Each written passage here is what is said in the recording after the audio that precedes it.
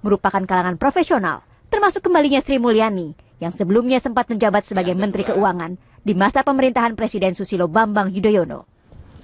Dari jabatan Managing Director Bank Dunia, Sri Mulyani kembali ke pos sebelumnya sebagai Menteri Keuangan. Malam, Bapak Presiden Bank Dunia Jim Kim telah memberitahukan kepada seluruh Board of Directors 25 mengenai keputusan saya untuk mengundurkan diri dan menerima tawaran dari Presiden Jokowi untuk menerima tugas ini.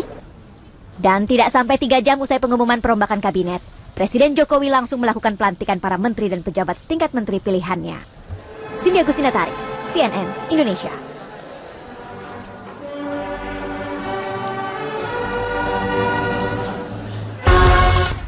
Selamat sore, CNN Indonesia Prime kembali hadir dengan 3 informasi utama. Jajaran kabinet baru pemerintahan Presiden Jokowi JK, 9 perempuan terpilih menjadi menteri. Sri Mulyani kembali menduduki jabatan sebagai Menteri Keuangan, meninggalkan jabatannya sebagai Direktur Pelaksana Bank Dunia. Kini ada 17 nama dari kalangan profesional yang akan membantu Presiden di kursi kementerian mereka. Dan hari pertama pelaksanaan aturan nomor polisi ganjil genap menggantikan sistem 3-in-1. Mampukah sistem ganjil genap mengurai atau bahkan mengurangi kepadatan lalu lintas yang selama ini identik dengan ibu kota? Dan seorang atlet anggar asal Amerika Serikat, Ibtihaj Muhammad, menjadi atlet yang pertama menggunakan hijab dan akan berlaga di ajang Olimpiade 2016 di Rio de Janeiro, Brasil. CNN Indonesia Prime juga akan hadir dengan berbagai informasi terkini lain dari tanah air dan mancanegara langsung dari studio CNN Indonesia di Jakarta. Saya Putri Ayu Ningtyas.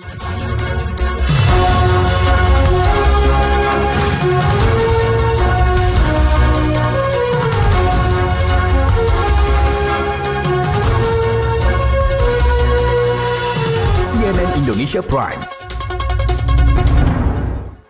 Presiden Joko Widodo langsung memimpin rapat kabinet sesaat setelah mengumumkan perombakan menterinya.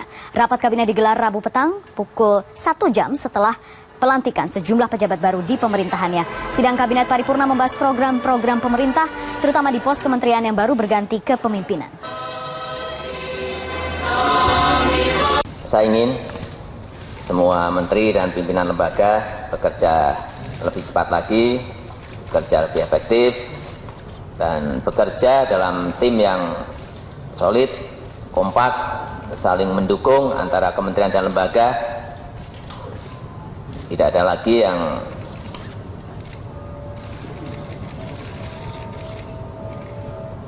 saling menyalahkan, dan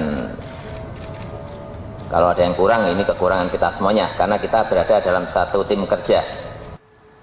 Wajah-wajah baru masuk di kabinet baru Presiden Joko Widodo. Di antaranya ada yang berasal dari kalangan profesional. Kita akan melihat siapa-siapa saja nama baru yang muncul di kabinet kerja kali ini. Yang pertama adalah Muhadjir Effendi. Pria asal Madiun ini menggantikan Anies Baswedan sebagai Menteri Pendidikan dan Kebudayaan. Sejak tahun 2015, Muhadjir menjabat sebagai Ketua Pimpinan Pusat Muhammadiyah yang membidangi bidang pendidikan, penelitian, pengembangan, dan kebudayaan hingga 2020. Muhadjir juga pernah menjadi Rektor Universitas Muhammadiyah Malang. Yang berikutnya, yang kedua adalah Budi Karya Sumadi, pengganti Ignatius Jonan sebagai Menteri Perhubungan. Ia adalah Direktur Utama Angkasa Pura II.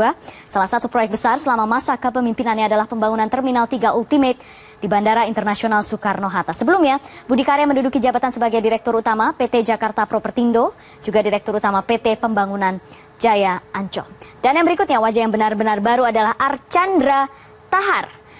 Peraih beasiswa jurusan Teknik Kelautan di Texas A&M University ini menduduki jabatan sebagai Menteri Energi dan Sumber Daya Mineral, menggantikan Sudirman Said termasuk kaum muda di kabinet ini.